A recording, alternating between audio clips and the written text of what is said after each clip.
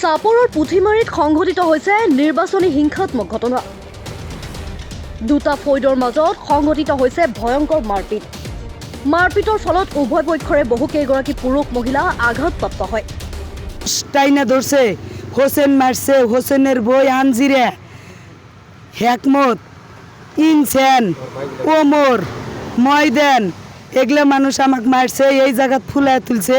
আমি সূক্ষ্ম বিচার চাই, আমার বিচার লাগে। আমাকে মারছে, আমার বেটাক মারছে, এই ভাইস্তে আছে মনিরুল মাইরে ঘরের মধ্যে। দুটা ফৈদৰ উভয় পক্ষৰ বিৰুদ্ধে চাপৰ আৰক্ষী থানাত দাখিল কৰিছে এজাহাৰ। উল্লেখ্য যে বীৰ সিং জৰুৱা সমষ্টিৰ অন্তৰ্গত পুথিমাৰী নায়েৰ আলগাঁৱত তিলাপাৰাত জিলা পৰিষদৰ সদ্য ঘোষিত বিজয় প্ৰাৰ্থীয়ে সমৰ্থকসকলক লৈ ভোটাৰক শুভেচ্ছা জনাবলৈ আহে। কিন্তু পুথিমাৰী পঞ্চায়তৰ আঞ্চলিক সদস্য পদত পৰাজিত প্ৰাৰ্থীক সমৰ্থকসকলে জিলা পৰিষদৰ প্ৰাৰ্থীৰ সমৰ্থকসকলক মাৰপিট কৰাৰ ভয়ংকৰ অভিযোগ উত্থাপিত কৰিছে। পৰাজিত আঞ্চলিক সদস্যগৰাকীক সমৰ্থন নকৰি বেলেগ প্ৰাৰ্থীক সমৰ্থন কৰাৰ বাবে এই মাৰপিট কৰাৰ অভিযোগ জিলা পৰিষদৰ প্ৰাৰ্থী সমৰ্থকসকলৰ। অৱশেষত দুয়োটা পক্ষৰ লোকে নিশা চাপৰ আৰক্ষী থানাত উপস্থিত হৈ উভয় পক্ষৰ বিৰুদ্ধে এজাহাৰ দাখিল কৰিছে। এই মাৰপিটৰ আচল ৰহস্য কি সেয়া আৰক্ষীৰ তদন্ততহে আওতালৈ আহিব। মই মোৰ মাক লৈ আহি আছোঁ, তেওঁলোকে যে আমাক টাৰ্গেট কৰি আছে নাজানো। একচুৱেলি তেওঁলোকে ইলেকশ্যনত হাৰিল, আমি তেওঁলোকৰ প্ৰতিদ্বন্দ্বী আছিলোঁ, তেওঁলোকক আমি ছাপোৰ্ট কৰা নাছিলোঁ। আমি যেতিয়া নতুন বজাৰৰ পৰা মই, মোৰ মা আৰু মোৰ দাদা এজন মনিৰুল নাম তিনিজন আহাত তেওঁলোকে টাৰ্গেট কৰি লৈ মোৰ মাক প্ৰথমত হুছেইনে হাত ধৰি প্ৰথমত কেইজনমান মহিলাই হাত ধৰিছিল আৰু হুছেইনে মূৰত কোবাইছিল।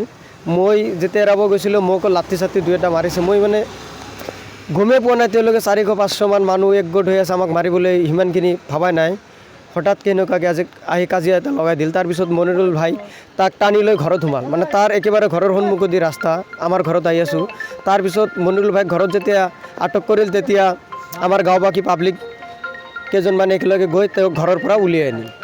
এইটো হৈছে সংগঠিত।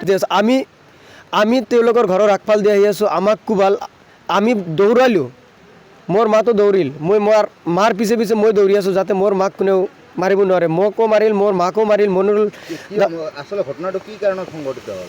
একচুৱেলি তেওঁলোকে ইলেকশ্যনত হাৰিছে আৰু আমাক টাৰ্গেট কৰি লৈছে। আপোনালোকে কি প্ৰতিদ্বন্দ্বী আছিল? আমি তেওঁলোকক ছাপোৰ্ট কৰা নাছিলোঁ। একচুৱেলি আমি ইলেকশ্যন খেলা নাই, তেওঁলোকে এপিত ইলেকশ্যন খেলিছিল, সেইবাবে আমি তেওঁলোকক ছাপোৰ্ট কৰা নাই। আমি নিৰ্দলীয় প্ৰাৰ্থীক ছাপোৰ্ট কৰাইছিলোঁ আৰু তেওঁক আমি জিকাইছিলোঁ। তেওঁলোকে হাৰি আমাৰ ওপৰত তেওঁলোকে আগতে কৈছিল যে তেওঁলোকক মাৰি আৰু কি বদলাটো ল'ব। আমি পুথিমাৰী বজাৰত গৈছিলোঁ, তাত আমাৰ জিলা পৰিষদৰ সদস্য এজন আহিছিল, ফৰিদা ইয়াছমিন মিয়া, তেওঁক আমি সম্বৰ্ধনা জনাবলৈকে গৈছিলোঁ। সম্বৰ্ধনা জনাই যেতিয়া আমি ঘূৰি আহিছোঁ তেতিয়া এই ঘটনাটো সংঘটিত কৰে তেওঁলোকে।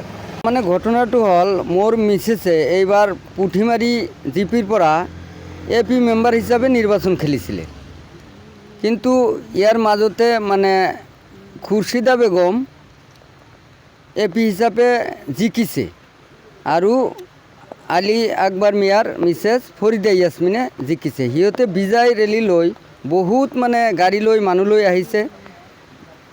আমাৰ ঘৰৰ সন্মুখত আহি সিহঁতে ডিজে গাড়ী ডেন্স কৰিছে আৰু 15-20 মিনিটমান ৰখাই আমাৰ ঘৰৰ পিনে বম দলিয়াইছে। তেতিয়া মোৰ সৰু ভাইটি ইনচান আলী আৰু তেওঁৰ মিছেছ ছফিয়া খাতুন আৰু এজন ভাইটিৰ মিছেছ আনোৰা খাতুন আৰু ভাইটি আইজুদ্দিনে কৈছে যে মাগৰিবৰ নামাজৰ সময়, সেই সময়ত তেতিয়া সিহঁতে বাধা দিয়াত সিহঁতক বহুত গাড়ীৰ পৰা সিহঁতে নামি, ডিজে গাড়ীৰ পৰা মানুহ ল'ৰাবিলাকে নামি আৰু মমতাজ বেগম প্ৰাক্তন জিলা পৰিষদে অৰ্ডাৰ দিছে যে সিহঁতক ধৰ। আমাৰ ছফিয়া খাতুন ভাইটি মিছেছ আৰু ইনচান আলী আৰু আইজুদ্দিন আৰু আনোৰা খাতুনক আৰু কেইজনমান লগৰীয়াই বহুত মাৰপিট কৰিলে, মাৰপিট কৰি আঘাতপ্ৰাপ্ত কৰিলে।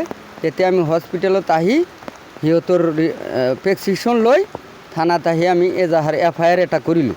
এতিয়া আমি অসম চৰকাৰ তথা আমাৰ আৰক্ষী বিষয়াৰ ওচৰত আমি আবেদন কৰিছোঁ, যিটো কেছ কৰিছোঁ এইটোৰ উচিত তদন্ত হৈ ন্যায় লাগে, আমাক উচিত বিচাৰ হ'ব লাগে। এইখিনিয়ে মোৰ কথা।